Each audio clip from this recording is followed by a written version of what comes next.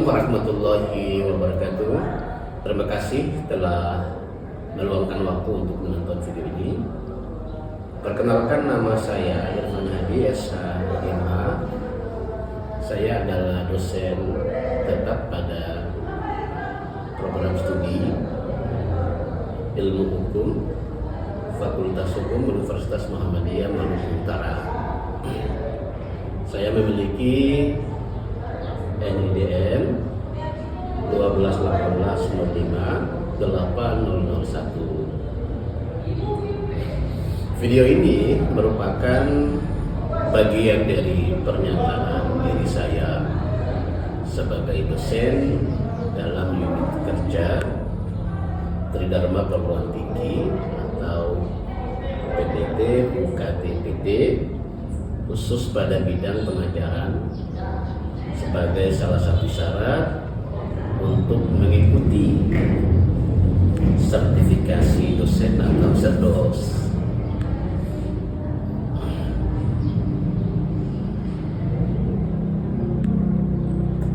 Dalam video ini juga akan saya tampilkan proses pembelajaran dari salah satu mata kuliah yang saya ampu, yaitu mata kuliah Hukum Pidana Islam atau orang menyebutnya dengan fikih jinayah atau fikih jarimah. Mata kuliah ini memiliki bobot 3 SKS.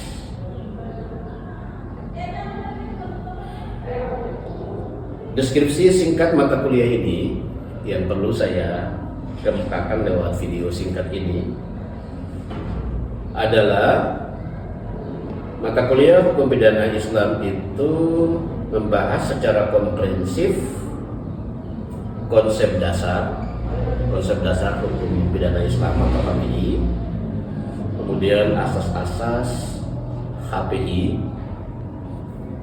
serta sistematika pemidanaan dalam sistem hukum pidana Islam, serta perbandingan yuridis antara HPI atau hukum pidana Islam dengan hukum pidana nasional Indonesia atau KUHP baru Undang-Undang Nomor 1 Tahun 2023. Perkuliahan ini dirancang itu berbasis Outcome Based Education atau OB dengan pendekatan studi kasus guna melatih kemampuan berpikir mahasiswa, lebih kritis, analisis, dan kenalan hukum atau legal reasoning.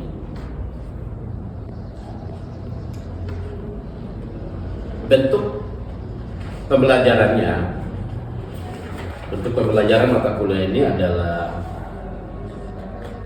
kuliah dalam bentuk tatap muka dengan metode interaktif lecturing atau grup diskusi. Kemudian pengalaman belajarnya yaitu mahasiswa mendiskusikan batasan dan istilah jinayah atau fikih. Mungkin demikian paparan singkat dari saya. Mudah-mudahan bermanfaat bagi diri saya. Assalamualaikum warahmatullahi wabarakatuh. Assalamualaikum warahmatullahi wabarakatuh. Waalaikumsalam warahmatullahi wabarakatuh. Saya ulangi sekali lagi. Assalamualaikum warahmatullahi wabarakatuh. Waalaikumsalam warahmatullahi wabarakatuh. Dan selamat siang. Siang. Suaranya pelan gitu ya, kalau salamnya ya. Udah sarapan? Udah. Sudah. Memberikan salam, menyampaikan salam, hukumnya sunnah. Karena ini belajar hukum, maka kita harus pastikan seluruh ucapan dan gerakan pada hari ini berdasarkan hukum. Menyampaikan salam, memberikan salam kepada orang yang ditemui, itu hukumnya sunnah. Artinya boleh salam, boleh tidak. Tetapi yang menjawab salam hukumnya wajib. Itu walaupun salam itu tidak ditujukan kepada kalian, tapi ditujukan ke orang lain. Tapi kalau kalian mendengar salam itu, maka kamu wajib menjawab. Itu namanya mencuri yang dibolehkan. Mencuri salam itu boleh. Contohnya gimana mencuri salam? Ini rumah sebelah, tetangga juga sebelah, ada tetangga sebelah, assalamualaikum. Kamu dengar kan? Waalaikumsalam. Padahal itu salamnya bukan untuk kamu, untuk rumah sebelah. Nah, ya itu namanya mencuri yang dibolehkan. Selain itu tidak boleh. Mencuri ayam, mencuri apapun tidak boleh. Hanya mencuri salam yang boleh. Contoh kayak tadi itu. Makanya kalau orang mengucapkan salam, wajib menjawab. Adik-adik sekalian, hari ini kita akan memulai materi atau mata kuliah hukum pidana Islam. Materi apa? Materi hukum pidana Islam. Materi ini garis-garis besarnya dituangkan dalam bentuk RPS. Dalam bentuk apa? Dalam bentuk RPS. RPS ini akan menyusun, memuat garis-garis besar materi yang akan disampaikan atau akan diajarkan pada hari ini. Itu disebut dengan rencana pembelajaran studi. Jadi kalau dosen mengajar harus punya RPS, karena RPS itu akan memandu setiap dosen yang mengampu mata kuliah agar penyampaiannya sistematis dan terukur. Tidak sekedar lompat-lompat. Jadi kalau ada dosen yang ngajar adik-adik, itu hukumnya wajib punya RPS. Jangan cuma ngomong. Lagi-lagi hari ini karena materinya materi hukum, maka pembuktiannya RPS ada. Tidak sekedar ngomong, mana RPS-nya? Buktinya mana? Nah, ini RPS. RPS ini adalah pedoman setiap dosen dalam menyampaikan materinya, sehingga tidak bebas, tidak, tapi terikat oleh sebuah panduan yang disebut RPS. Jadi kalau dosen ngajar tanya dulu RPS-nya, Pak dosen, boleh tahu RPS-nya ada, biar kita juga tahu tahapan-tahapan pembelajaran kita sudah sejauh mana. Karena dengan RPS ini juga kita akan mengevaluasi sejauh mana kemampuan mahasiswa menguasai materi yang telah disampaikan. Paham ya? Oke. Saya akan menyampaikan deskripsi atau garis-garis besar mata kuliah ini. Jadi gambaran besar mata kuliah ini apa saja? Mata kuliah apa tadi?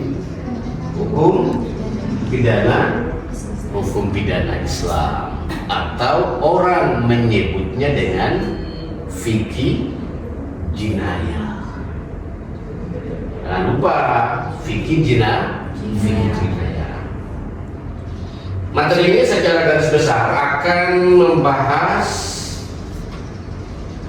tentang konsep dasar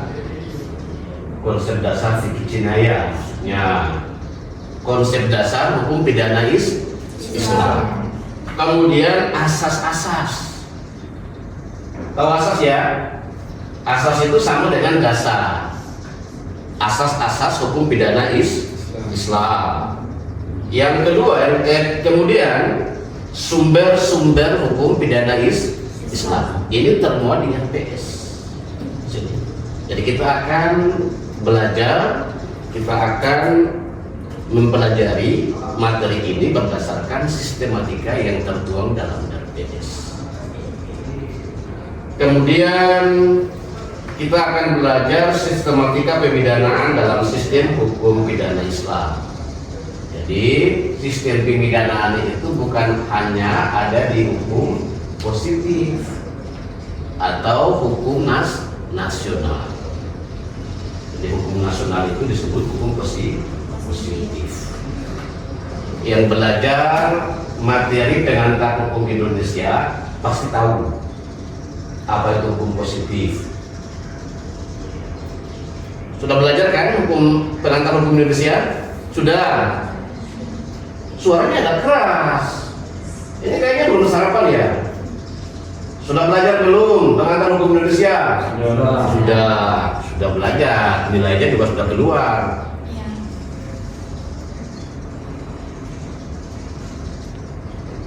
Kemudian pembahasan mencakup teori pertanggungjawaban pidana, kategori jarima, hudud, kisos, diyah, dan ta'zir.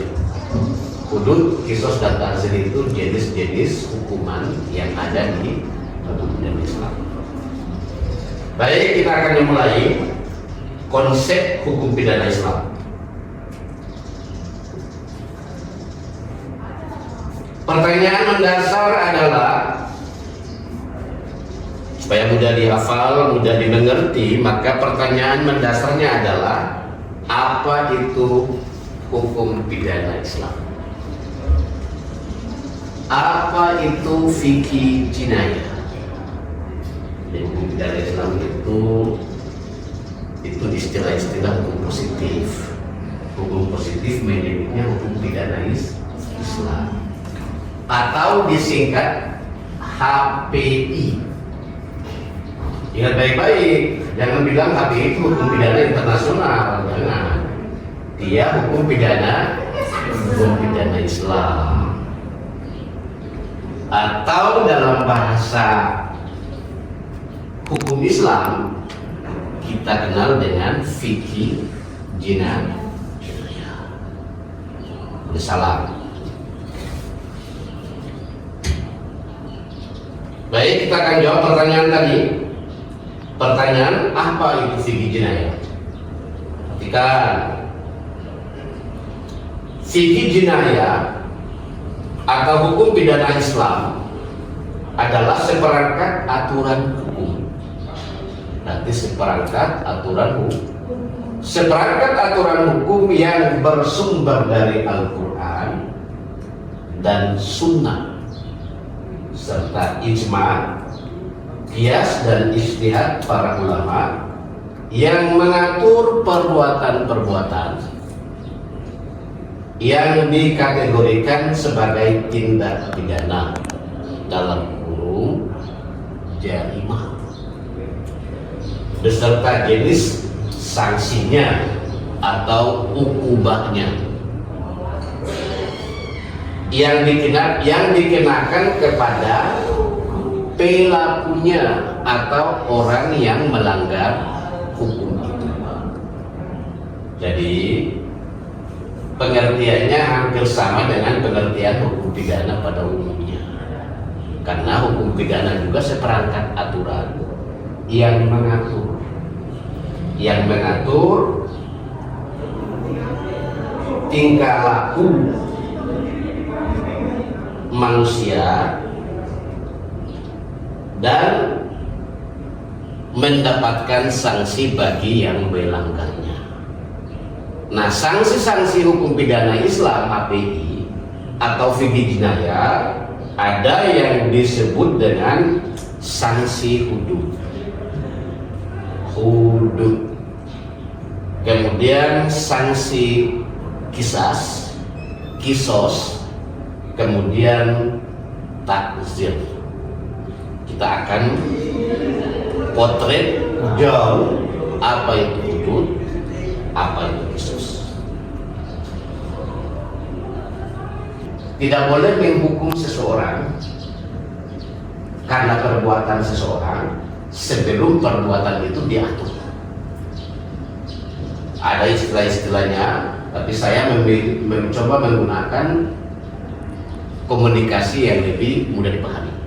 Jadi asas legalitas itu artinya asas yang mengatur bahwa setiap perbuatan itu pada hakikatnya boleh selama tidak ada yang melarang dan mencegahnya. Jadi satu perbuatan dianggap pidana kalau perbuatan itu ditulis dalam undang-undang. Atau lebih jelasnya, tidak boleh menghukum seseorang kalau belum ada undang-undang yang mengatur tentang perbuatan itu. Paham ya? Itu pengertian asas legalitas. Nah, sementara hukum pidana Islam juga menganut asas legalitas. Dalam Al-Quran banyak yang berkaitan dengan prinsip-prinsip legalitas. Dalam Al-Quran, kurang lebih juga Allah berfirman bahwa Tuhan tidak akan menghukum satu kaum sebelum datang peringatan. Jadi satu kaum itu akan dihukum, diberi musibah setelah adanya peringatan dari para nabi, para rasul. Sebelum ada peringatan para rasul tidak boleh dihukum. Artinya sudah tahu dulu. Itu semangat filosofi asas legalitas yang terdapat dalam Al-Quran. Jadi sekali lagi, asas legalitas itu artinya tidak boleh satu perbuatan dikatakan tindak pidana atau dikatakan perbuatan yang melanggar hukum kalau perbuatan itu telah diatur lebih dahulu ketentuannya. Nah, kalau belum diatur, tidak terdapat dalam aturan, maka perbuatan itu tidak bisa dianggap pidana. Paham? Paham. Itulah dimasukkan asas legalitas. Yang kedua, asas persamaan. Hukum itu memandang semua orang itu sama. Tidak boleh ada diskriminasi. Mau anak pejabat, mau anak presiden, mau anak bupati, mau anak wali kota. Kalau melanggar hukum, maka hukum memandang dia sama, tidak memilih. Namanya equality before the law. Semua orang di mata hukum sama. Oh jangan, dia itu kan anak wali kota, gak usah dihukum lah. Yang dihukum itu anak-anak yang petani, yang tidak bisa bikin apa-apa, itu dihukum. Jadi namanya tebang pilih. Tahu tebang ya? Tebang itu potong, tapi lihat dulu. Oh, kalau pohon itu dipotong, kalau ini jangan. Itu dicabut, yang ini jangan. Itu tidak boleh. Itu menyalahi asas equality before the law. Usahakan semua orang di mata hukum sama. Siapapun dia, kalau melanggar harus dihukum. Hatta presiden PA pun kalau melanggar ketentuan maka harus dihukum. Itu prinsip kesamaan. Nah, dalam hukum pidana Islam juga ada peristiwa itu. Peristiwa yang mana yang menjadi sejarah peristiwa diceritakan oleh Nabi. Suatu ketika ada orang mencuri. Ada seseorang mencuri pada zaman Nabi. Nah, kebetulan orang ini masih punya hubungan keluarga dengan Nabi, masih hidup waktu itu. Mencuri, ditangkap, lalu dibawa ke hadapan Nabi. Lalu lapor, wahai Nabi, ini orang ini mencuri.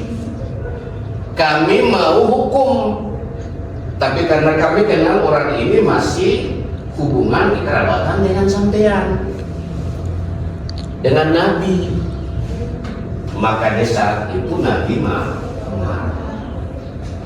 marah dan Nabi mengeluarkan satu hadis, kurang lebih bunyinya yang berhubungan dengan hukum pidana. Karena hukum pidana mengatur pencuri harus dihukum. Apa kata Nabi? Lau anna, dia bilang begitu. Lau anna Fatimah binti Muhammad sarokat lakotok iyadah. Andaikan putriku Fatimah terhafal Muhammad menghafal pemain bola. Saya fans Argentina mati-matian, saya Spanyol, pemainnya namanya ini, kipernya si Unas Imo, nggak pernah kebobolan, pelatih Inggris Thomas Tuchel gini. Giliran tanya anak Nabi nggak tahu. Putri kesayangan Nabi namanya Fatimah Az-Zahra, kesayangan tercinta. Apa kata Nabi? Lau anna Fatimah binti Muhammad sarokat lakotok. Iya dah. Andaikan putriku ini mencuri, sungguh saya potong tangannya. Ini sebuah pesan, sebuah ketegasan bahwa siapa yang melanggar hukum tidak boleh pandang bulu, walaupun anak sendiri. Cinta enggak bagi Muhammad sama aku sini? Cinta mana? Fatimah Az-Zahra, cantik jelita, satu-satunya putri yang tersayang itu. Apa kata bapaknya? Siapa yang namanya Muhammad? Apa kata ayahnya? Yang kalian bawa ke sini, yang ketangkap pencuri ini, jangankan dia, putriku ini nih, saya berdarah daging ini, saya punya anak ini, kalau dia mencuri, saya potong tangannya. Saya dentok. Anak sendiri kalau mencuri dipotong tangan. Ini soal pendekatan law enforcement. Nah, bagaimana kalau bukan DP anak? DP anak sendiri kalau salah ya hukum, apalagi orang lain. Dari peristiwa ini, kalian bayangkan nggak di hukum sekarang ada juga? Ya kalian amati sekarang hukum orang istilah bilang hukum itu tajam ke bawah, tumpul ke atas. Tahu maksudnya itu? Tahu. Maksudnya apa? Tajam ke bawah, tumpul ke atas. Maksudnya? Kayak kita yang mempunyai kekuasaan, orang tua yang mempunyai kekuasaan ketika anaknya bikin suatu kesalahan itu gampang sekali untuk terjerat dari hukum. Ya seperti itu. Hukum itu tajam ke bawah, maksudnya giliran orang kecil, tumpul ke atas itu maksudnya kalau orang-orang besar hukum terempat. Itu realitas kehidupan bangsa kita. Jadi kalau begitu pesan-pesan komunikasi oleh Nabi tadi, maka hukum pidana memproteksi bahwa salah satu hukuman dalam hukum pidana Islam adalah mencuri. Mencuri itu tindak pidananya. Nanti jenis pidananya adalah menggunakan potong tangan. Ada lagi pertanyaan? Silakan berdiri, sebut nama saja. Baik, perkenalkan saya Muhammad.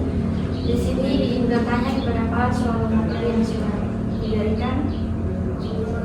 Seperti yang kita semua ketahui bahwa Indonesia adalah mayoritas Muslim. Lalu kenapa hukum pidana Islam tidak diberlakukan? Waduh, Itu saja, Pak. pertanyaannya ngeri-ngeri sedap ini. Pertanyaan sosiologis. Indonesia ini mayoritas Muslim. Itu fakta atau bukan? Fakta. Mayoritas Muslim berarti mayoritas lawannya apa? Mayoritas lawannya apa? Minoritas. Mayor dan minor. Namanya begitu. Mayoritas itu jumlahnya lebih banyak, minoritas itu jumlahnya kecil. Nah, pertanyaan teman kalian, kenapa Pak? Indonesia ini kan mayoritas Islam, mayoritas orang beragama Islam, maksudnya kenapa hukum pidana Islam tidak diberlakukan? Itu andaikan hukum pidana Islam diberlakukan, yakin kalian yang ada ini mungkin tangannya tinggal satu, bahkan ada yang tangannya sudah tidak ada langsung karena sudah pernah mencuri. Sudah pernah mencuri belum? Sudah, bayangkan itu. Bayangkan. Ya, kenapa hukum pidana Indonesia tidak diberlakukan? Hukum pidana Islam tidak berlaku secara nasional. Maka hukum pidana Islam tidak bisa disebut hukum nasional. Hanya pada wilayah atau daerah tertentu yang diberlakukan hukum pidana Islam atau diberlakukan syariat Islam. Contohnya di mana? Di Nanggoro Aceh, Darussalam. Aceh itu berlaku syariat Islam. Pedoman dan peraturan yang digunakan oleh masyarakat Aceh tentang hukum yang mengatur tingkah laku masyarakatnya disebut dengan konun. Konun kalau di Indonesia secara nasional namanya KUHP, Kitab Undang-Undang Hukum Pidana. Di Aceh namanya konun yang mengatur itu. Jadi kalau Aceh itu berkhalwat, berjalan sendirian, pacaran, ditangkap, jalan tanpa mahramnya. Mencuri, berzina, cabut. Itu tidak berlaku secara nasional, hanya berlaku di daerah tertentu berdasarkan undang-undang. Jadi hukum pidana tidak berlaku di Indonesia, hanya berlaku di wilayah tertentu berdasarkan undang-undang. Yang kedua, bagaimana dengan hukum perdata? Hukum perdata masuk hukum masalah cerai. Kalau cerai rujuk dibawa ke pengadilan agama, tidak boleh dibawa ke tempat lain. Kalau perceraian dan perkawinan atau sengketa waris dibawa ke pengadilan umum, akan ditolak oleh majelis karena menyalahi asas. Paham ya? Itu yang dimaksud dengan hukum perdata berlaku di Indonesia, khususnya umat Islam. Oke, hadirin sekalian, kurang lebih 20 menit ya perkuliahan kita. Sebelum kita tutup perkuliahan ini, saya ingin sampaikan bahwa tadi saya lupa saya sampaikan bahwa sebelumnya kan kita sudah kontrak perkuliahan ya, yang berkaitan dengan kehadiran, presensi, kemudian metode pembelajaran. Mungkin pertemuan kita cukup di sini. Semoga apa yang disampaikan dapat dipahami. Tentu harapan saya adalah pulang di rumah, baca-baca buku, tingkatkan semangat untuk selalu membaca materi-materi yang sudah disampaikan. Terima kasih ya sudah mau bertanya, dan saya akhiri. Assalamualaikum warahmatullahi wabarakatuh. Waalaikumsalam.